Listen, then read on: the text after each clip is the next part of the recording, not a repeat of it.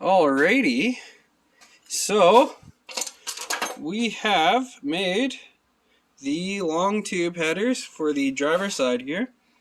It's kind of hard to see, but yeah, I guess 5 and 6, or is this 1 and 2? I can't remember. It's been a while. Yeah, I just kind of bridged those together so I could use a normal collector, like a 4-pot collector, and not have to get too crazy with it. I don't think it should matter because this engine fires one side of the engine, then the other, then the other, then the other. So these two will never have, I guess, combustion on the same cycle, and it won't be on the same side. So, you know, it should be fine. And honestly, this one flowing through will probably pull a vacuum on that, and vice versa. This one flowing through will probably pull a vacuum on that one. Something we can test with an air gun when we have this whole thing off. It's kind of interesting. You spray air into each port, and then you can feel which one actually pulls vacuum. A lot of log manifolds, after kind of finding out how to do this test and then actually just trying them out, actually a lot of logs are pretty efficient because you push air through one and it pulls vacuum through the rest. Nevertheless, though, long tube headers do have a way better sound. We got the passenger side all together, and in there, this is a 4.6 liter header. For a 96 GT Mustang. We had to hammer it in. I'm going to redo this section because I don't really like it, but it probably will still flow fine. It's just really hammered down. If you watch the Motor Trend video, they'll show you that it doesn't really matter too much. And yeah, we did the same thing on this one. As you can see, it goes all the way down and then routes into that pipe there. This is probably something I would have done on the other side too. But sadly, I didn't have the room, as there's a steering column and power steering pump and some other shit. This side's way more open and actually can come off as one header, minus the add-on section. But that add-on section is actually from a Suzuki something V-twin bike. Yeah, it uses a little gasket like this. This one got destroyed, but I got a bunch coming from AliExpress that should be here in 3 months. Yeah, sadly this side I couldn't use the header at all. There was no way to fit it in. Weirdly enough, there's actually more room on this side because I cut the frame section just a little bit more because I wanted to give myself that little bit extra of room. Obviously we can't really run the studs anymore just because sliding them on is no bueno.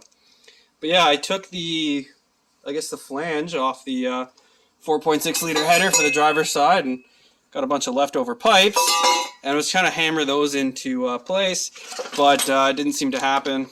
And it was really hot yesterday, getting up to the 40 degrees, and I just said, you know what, fuck it, fuck hammering these.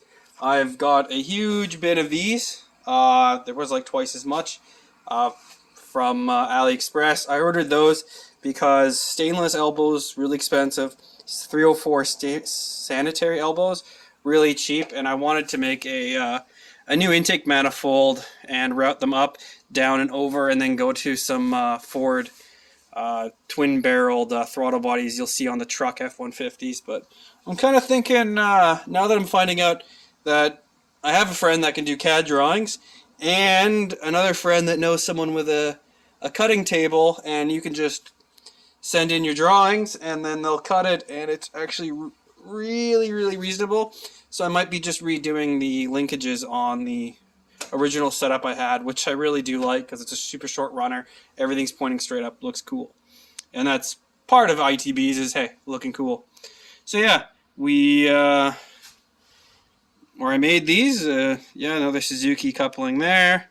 And then, yeah, tried to kind of make it equal length. Like this guy, you know, it comes out, wraps around. So we kind of have the same amount of bends. Is it perfect? No. Is it going to sound weird because this? Hell yeah. But that's part of the thing for headers. As you can see, they come down. I started tacking it with the TIG welder, but it just became too much of a pain to get under here with the foot pedal and have nice fanage and also not blow all my gas away. But yeah, it's a slip fit on there. This is actually off of a 3-valve F-150 header that I got. It fits in there quite nice. Everything kind of comes down and around. It's a combination of 1.5 and 5/8. For some sections, it's kind of nice because it just sleeves over. It will get all TIG weld up, and I'll grind off all this. But yeah, we're in there. We got room for whatever we need. It'll probably be a reducer down to 2.5 inch, and then a V-band or something like that.